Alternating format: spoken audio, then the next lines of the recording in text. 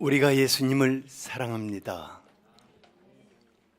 이 밤에 주님이 우리에게 성령의 능력으로 나타나시는 것을 기대하고 있습니다.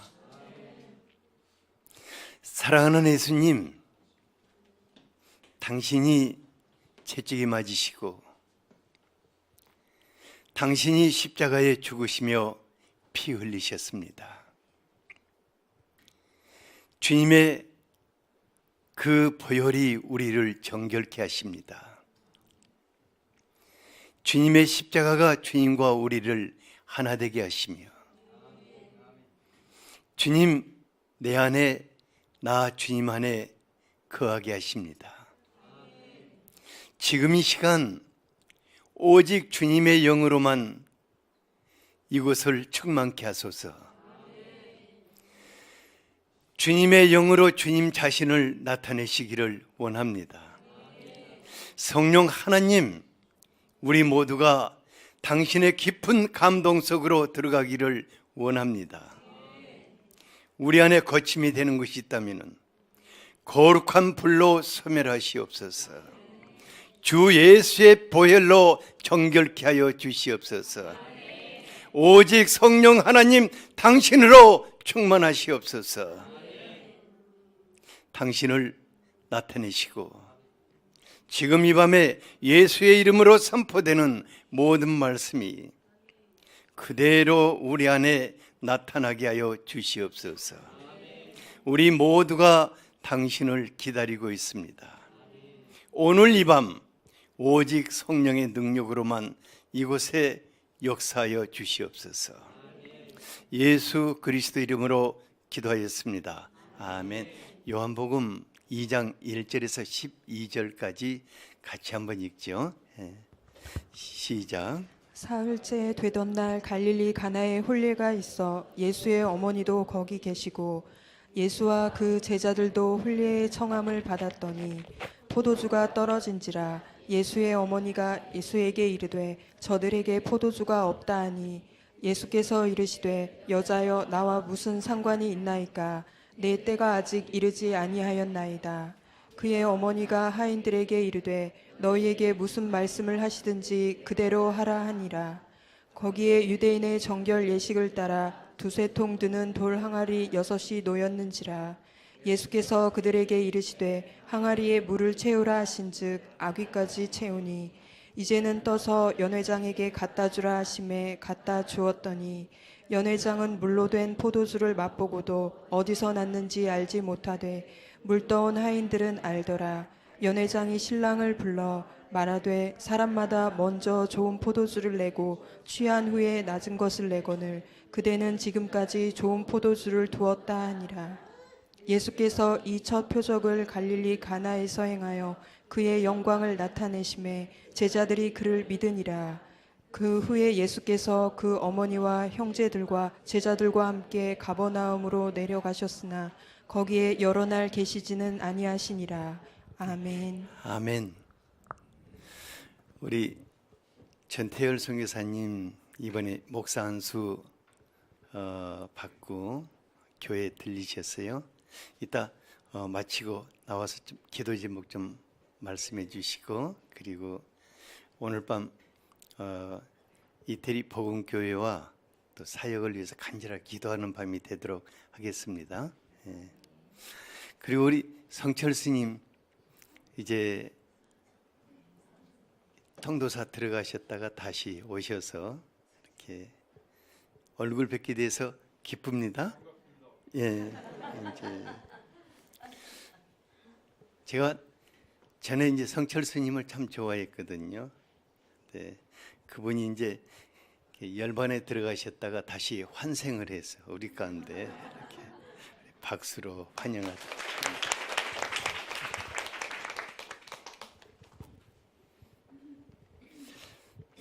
오늘 밤 예수님께서 여러분들에게 성령님으로 충만케 하시고 또 여러분들 안에 성령의 능력으로 강력하게 역사하실 것을 기대합니다. 우리가 살아가는 동안에 가족과 주변에 어떤 사람으로 살고 있는가, 이것은 매우 중요한 일입니다. 유익을 주지 못하면 해를 끼치게 되고, 덕을 끼치지 못하면 부담스러운 사람이 될 것입니다. 기쁨을 주지 못하면 슬픔을 주게 되고, 사람을 살리지 못하면 죽이는 자가 되게 될 것입니다. 안타깝게도요, 그 중간은 없습니다. 내가 다른 사람들에게 어떻게 행하고 살았는가, 근데 이게 거기서 끝나는 것이 아니라 나중에 보면 거의 다 나에게로 돌아오게 되는 것을 볼 수 있습니다. 그래서 예수님의 사람들은 성령의 능력으로 변화되어야 합니다. 예수님의 사람들은 성령의 능력으로 기쁨을 주는 사람들이 되어야 합니다. 예수님 우리에게 성령 충만케 하십니다. 예수님 성령의 능력으로 우리를 변화시키십니다. 오늘 밤에 이 놀라운 일이 우리 각자에게 있기를 원합니다. 오늘 말씀은 예수님께서 행하신 첫 번째 표적입니다. 첫 번째라는 것은 매우 소중한 것입니다. 예수님이 무엇을 하러 이 땅에 오셨는가를 선포하는 표적이라는 것입니다. 1, 2절에 예수님께서 요한과 안드레와 베드로와 빌립 그리고 그의 친구 나다니엘을 제자로 부르신 후에 한 사흘이 지났습니다. 예수님은 갈릴리 가나라는 마을에 혼인잔치에 초대를 받아 제자들을 이끌고 가셨습니다.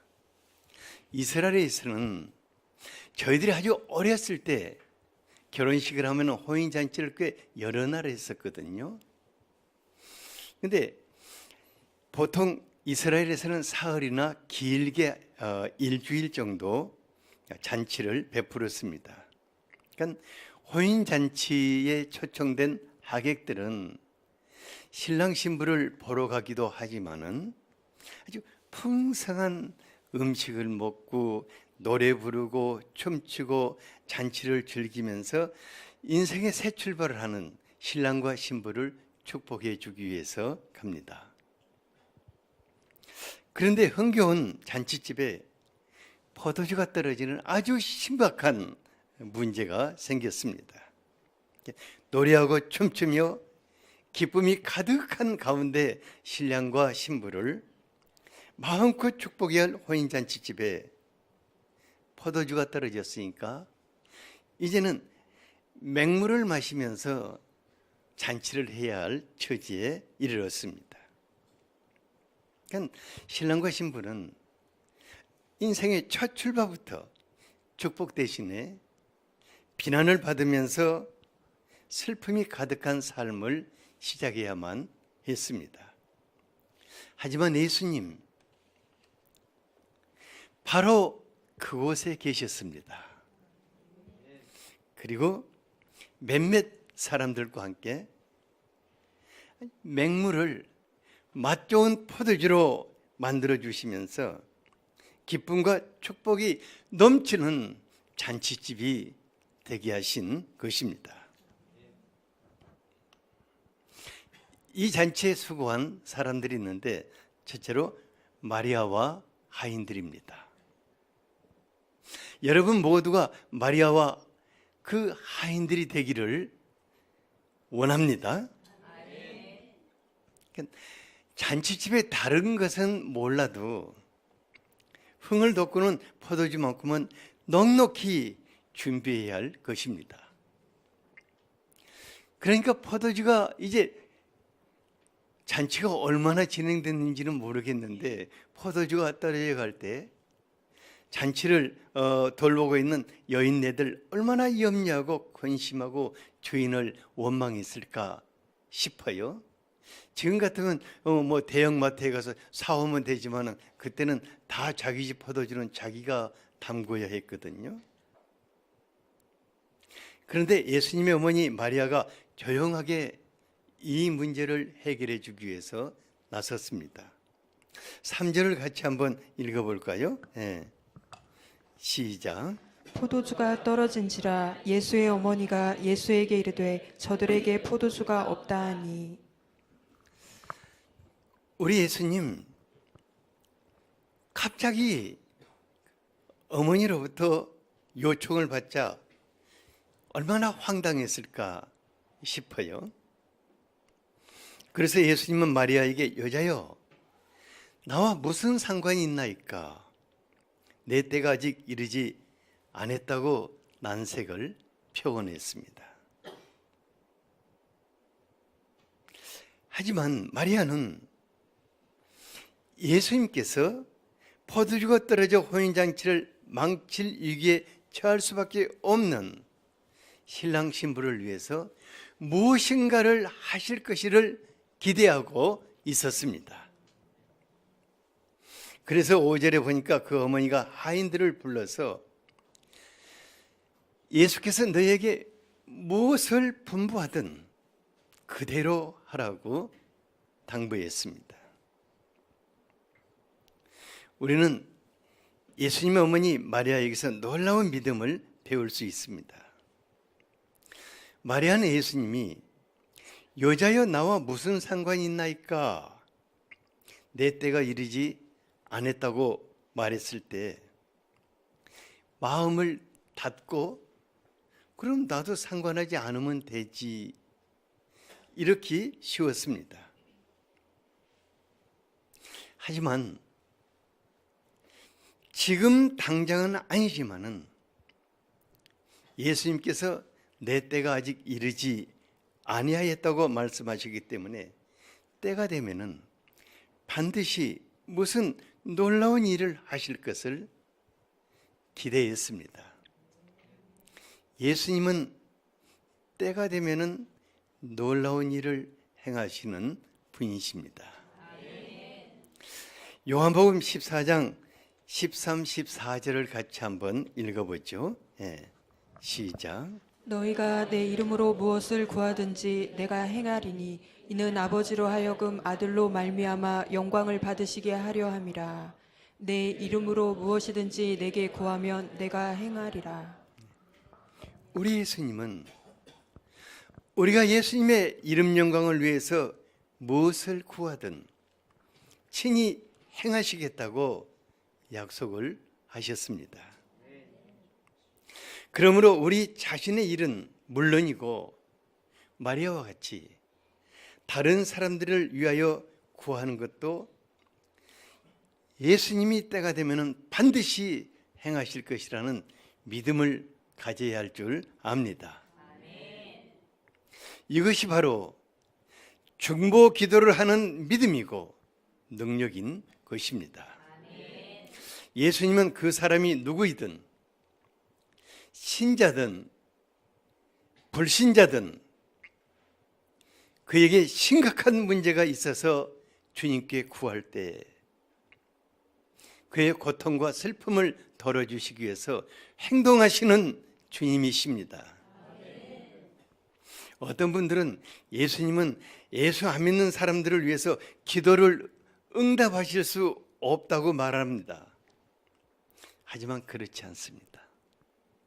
예수님은 그렇게 옹졸하신 분이 아니십니다.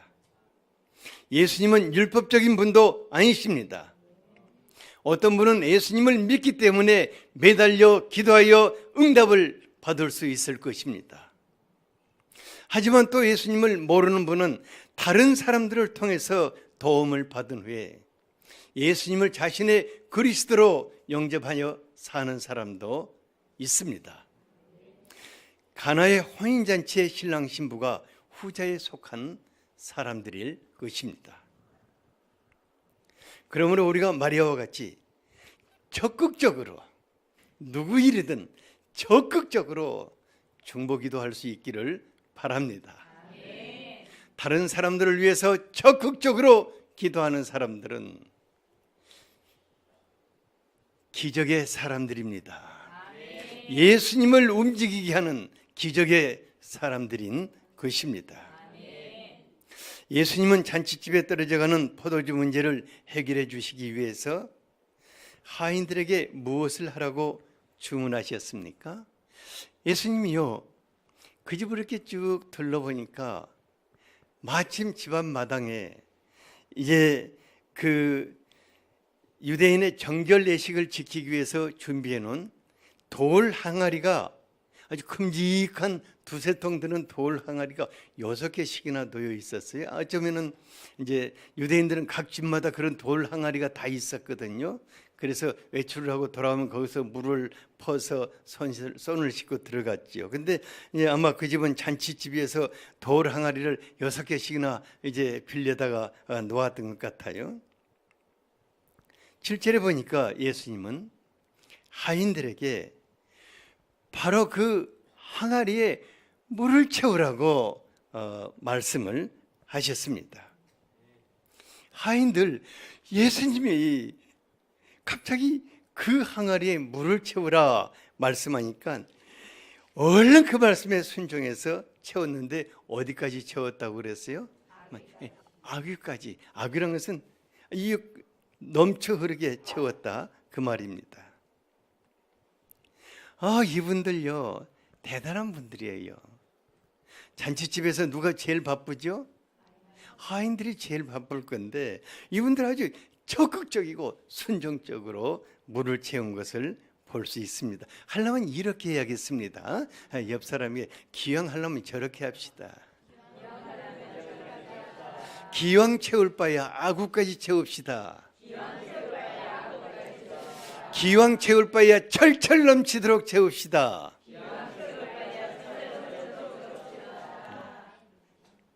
이들은요,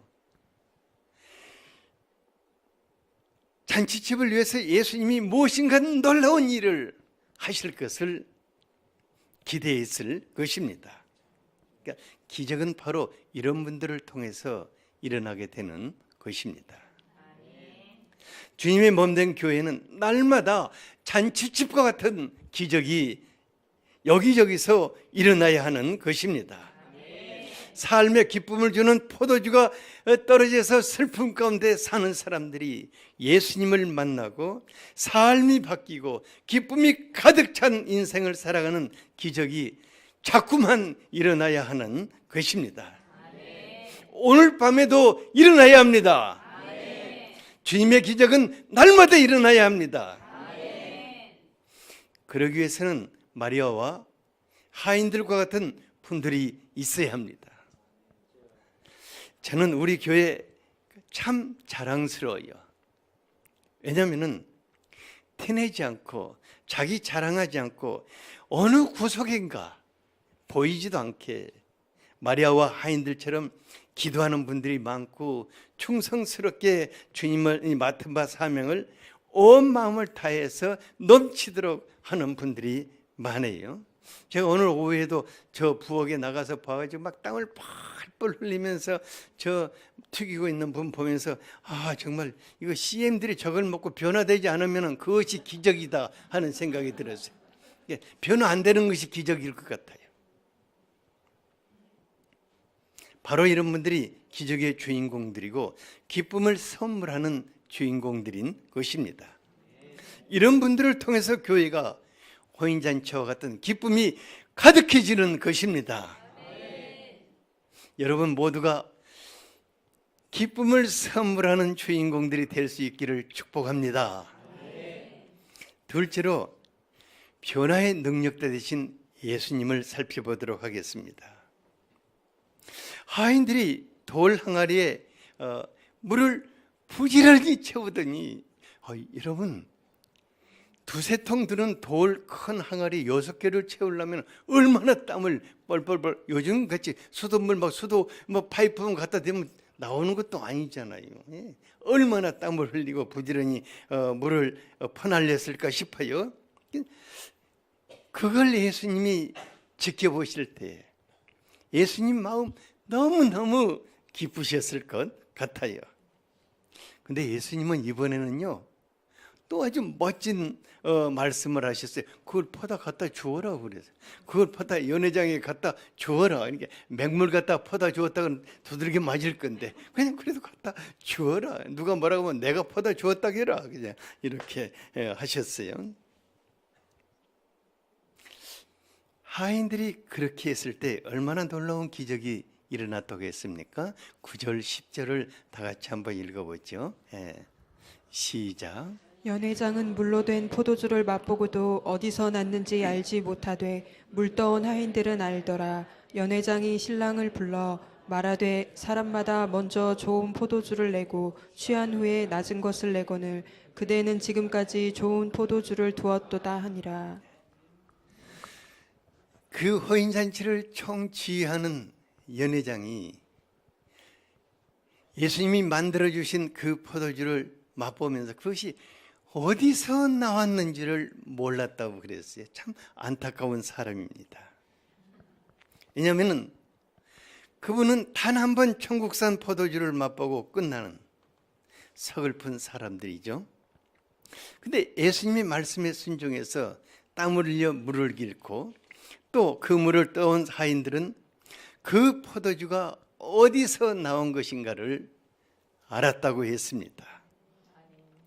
그래서 기적의 현장에 같이 있는 것이 매우 중요한 것입니다. 왜냐하면 그 사람은 기적을 계속해서 볼 수 있는 사람입니다. 일평생 예수님의 기적을 체험하며 살 수 있는 것입니다. 여러분들이 그렇게 되기를 바랍니다. 여러분들이 어떤 분들이 다 충성스럽게 해가지고 기적이 일어나면 와가지고 포도주 한 잔 쫙 마시고 무슨 일이 있나 하고 가는 그런 사람들이 되지 않기를 바랍니다. 여러분들이 기적의 주인공들이 되기를 바랍니다. 기적의 현장에서 기도하는 사람들이 될 수 있기를 바랍니다. 기적의 현장에서 주님을 섬기는 그런 사람들이 될 수 있기를 바랍니다. 그런데 우리가요, 한 가지 주목해 볼 필요가 있어요. 예수님이 왜 잔치집 그 돌 항아리를 주목해 보셨을까? 그리고 바로 그 돌 항아리를 기적을 행하는 그릇으로 삼으셨을까 생각해 볼 필요가 있습니다. 잔치집의 돌 항아리는 돌 같은 사람을 비유하고 있습니다. 유대인들은 손을 씻는 정결의식과 같은 규례를 신앙으로 여겼어요. 마가복음 7장 3, 4절을 같이 한번 읽어보죠. 시작. 바리새인들과 모든 유대인들은 장로들의 전통을 지켜 손을 잘 씻지 않고서는 음식을 먹지 아니하며 시장에서 돌아와서도 물을 뿌리지 않고서는 먹지 아니하며 그 외에도 여러 가지 지켜 오는 것이 있으니 잔과 주발과 녹그릇을 씻음이려라. 여러분들은 저런 신앙인이 되지 않기를 바랍니다. 옆에 분에게 당신은 저런 신앙인은 되지 않기를 바랍니다.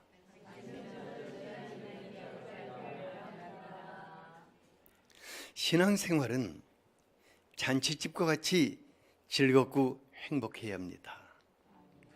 날마다 성령님이 주시는 하늘 기쁨과 축복을 누리며 기대와 설렘 속에서 살아야 하는 것입니다.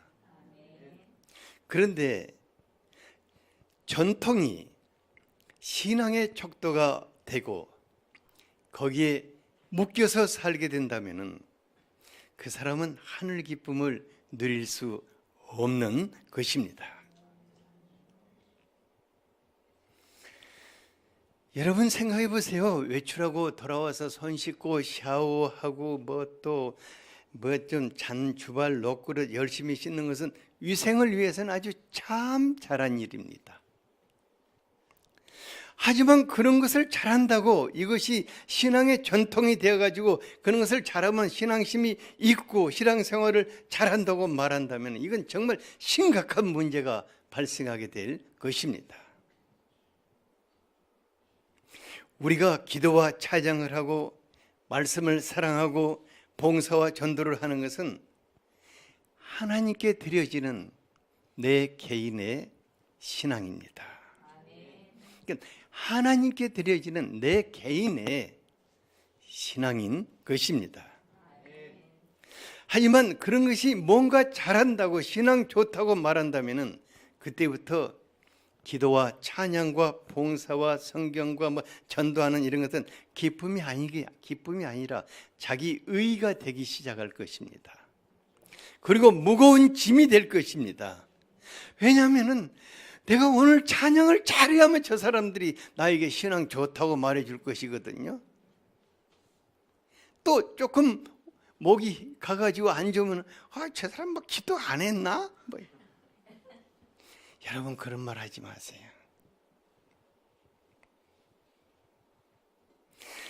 그런 분들은요 꼭 다른 사람들에게 그런 것을 강요해요. 그래가지고 얼마나 부담을 주고 사람을 실족시키는지 모릅니다. 교회 가운데는 기도와 찬양이 넘쳐나야 할 것입니다. 말씀이 풍성해야 할 것입니다. 전도와 성김도 멈추지 않아야 할 것입니다. 하지만 이 모든 것들은 하나님께 드려지는 것으로 성령의 감동 속에서 교회를 잔치집과 같이 만드는 것입니다. 바로 그 속에서 기쁨과 행복이 넘쳐나는 교회가 되는 것입니다. 교회가 잔치집과 같이 기쁨과 행복이 넘쳐나기 위해서는 돌 항아리 같고 맹물 같은 사람들이 맛 좋은 천국산 포도주로 변화되어야 합니다. 예수 믿는 사람들 어디서 무엇을 하든 천국 기쁨을 선물하는 사람들로 변화되어야 합니다. 예수의 사람들이 변화되지 않으면 부담과 슬픔과 고통만 주게 됩니다. 예수님은 요한복음 3장 5절에서 진실로 진실로 너희에게 이르노니 사람이 물과 성령으로 나지 아니하면 하나님 나라에 들어갈 수 없다고 하였습니다. 그러니까 이 말은 정말 사람이 성령으로 완전히 거듭나서 변화되기 전에는 하나님 나라를 누릴 수 없다는 것입니다. 우리 마음 깊은 곳에 성령 하나님으로 말미암아 생수의 샘이 솟고 성령의 충만함 속에서 예수의 사람들로 변화되지 않으면 결코 기쁨을 누릴 수 없습니다. 내가 못 누리는 기쁨을 누구에게 줄 수 있겠습니까? 변화되지 않으면 나도 기쁘지 않고 다른 사람도 기쁘게 할 수 없습니다. 예수님은 기쁨이 떨어져가는 잔치집에 천국 포도주를 주시기 위해서 먼저 돌 항아리에 물을 채우라고 하셨습니다. 돌 항아리가 사람이라면 물은 성령 하나님을 말합니다. 우리는 성령 충만이라는 말을 자주 합니다. 성령 충만이라는 것은 아구까지 충만하게 채워져서 넘쳐 흐르는 것을 말합니다. 여러분들이 성령 충만하면 여러분들의 발끝에서 머리끝까지 성령 하나님이 감싸시면서 여러분들을 통해서 많은 사람들에게 흘러나가실 겁니다. 그래서 여러분들을 만나는 사람들은 기뻐할 것입니다. 오늘 아침에 저 양반을 만났는데 내가 오늘 어떻게 온종일 이렇게 기쁘지? 이렇게 말할 것입니다. 그리고 그 다음 날도 여러분들을 만나든지 안 하면 전화를 할 것입니다. 성령 충만해야 합니다. 성령 충만하면 온몸이 기뻐집니다. 우리 안에서 기쁨이 차고 흘러나가서 다른 사람을 기쁘게 할 것입니다. 이것을 기쁨의 임파테이션이라고 말합니다. 그러니까 성령께서 우리에게 통해서 흘러나가면 다른 사람들이 기쁨이 전이되게 됩니다. 옆에 분에게 성령 충만합시다. 성령 충만합니다. 해야 합니다.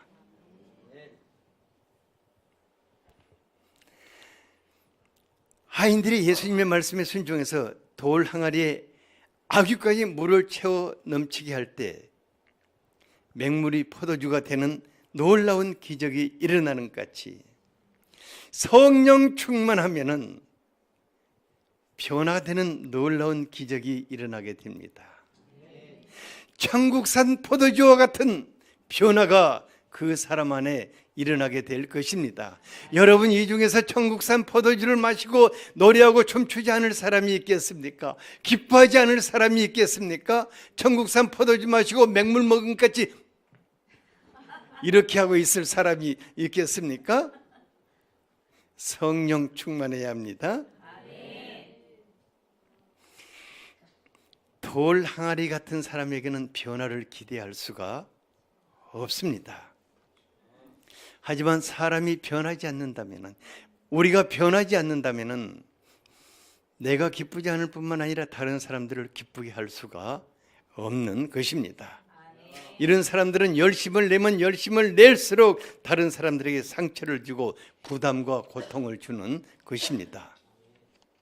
에스겔서 36장 26절을 같이 한번 읽어보겠습니다. 시작. 또 새 영을 너희 속에 두고 새 마음을 너희에게 주되 너희 육신에서 굳은 마음을 제거하고 부드러운 마음을 줄 것이며. 새 영이신 성령으로 충만해지면은 돌같이 굳은 마음이 아주 부드러운 마음으로 변한다고 하였습니다. 율법으로 딱딱해진 마음이 사랑으로 정말 부들부들하게 되어서 그냥 다른 사람들이 보기만 해도 기쁨이 넘치게 될 것입니다. 옆에 분들 얼굴 좀 한번 봐보세요. 옆에 분들 얼굴. 옆에 분들 얼굴을 보면서 기쁘면은 그 사람은 된 거예요.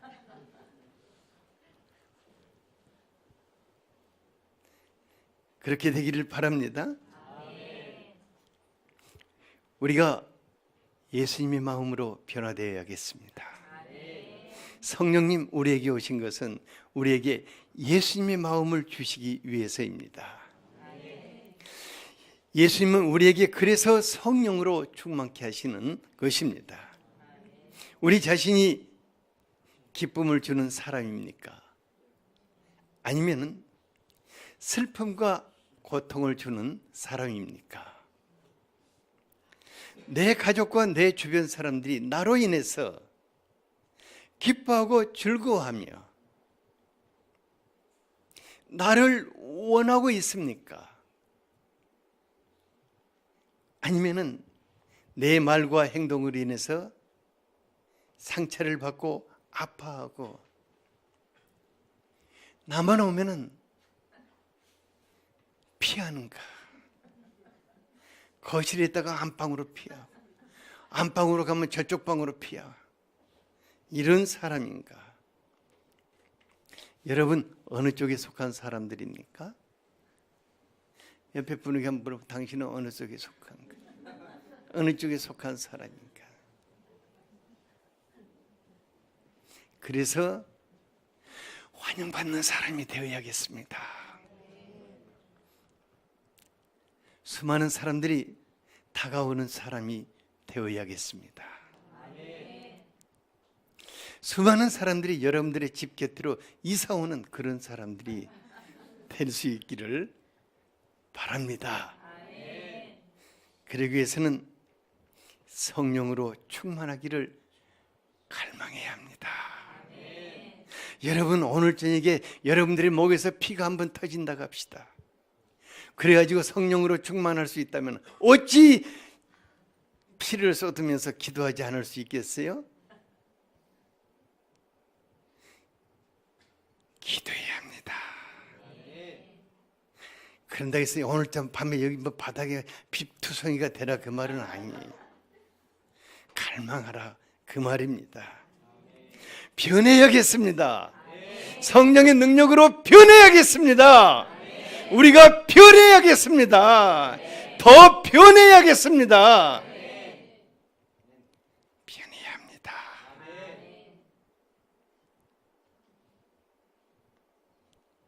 내가 변하면요 모든 것이 달리 보이더라고요. 사람들의 허물과 약점이 안 보여요. 가려져 버려요.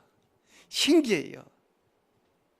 약점과 허물도 사랑스럽게 보여요. 어떻게 저 사람은 저런 일을 할 수 있을까? 어떻게 저 사람은 저렇게 사랑스럽게 욕을 잘할 수 있을까?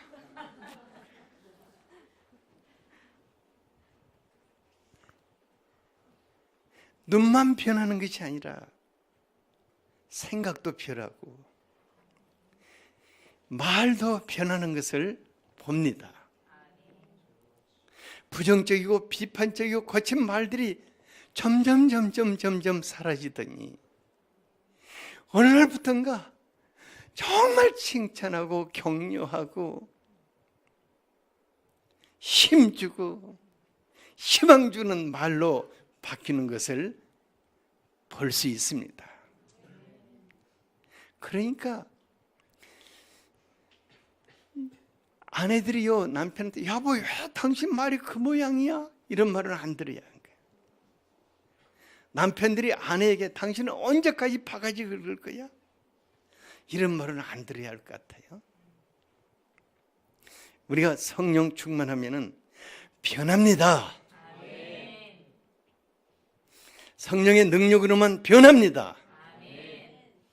그래서 예수님이 여러분들에게 성령 세례를 주시기를 기뻐하십니다.